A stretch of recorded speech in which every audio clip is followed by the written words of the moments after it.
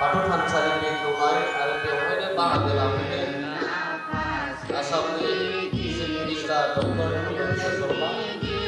लोगोसे बिटिआरनि चिफ प्रमद बर' बिथाङाबो दा जोङो बेवहाय नुबाय थागोन जोंनि आर'जआव सोलिबाय थागोन आरो बेजों लोगोसे सोरबाफोर मबाइल